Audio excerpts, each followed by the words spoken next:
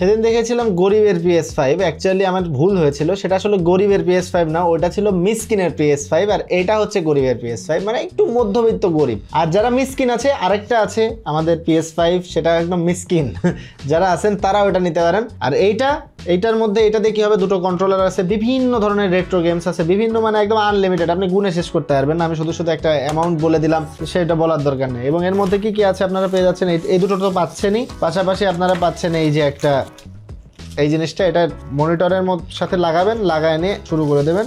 এই যে এখানে মেমোরি কার্ড আছে, এর মধ্যে একদম হাজার হাজার গেম আছে, শুধু খেলবেন।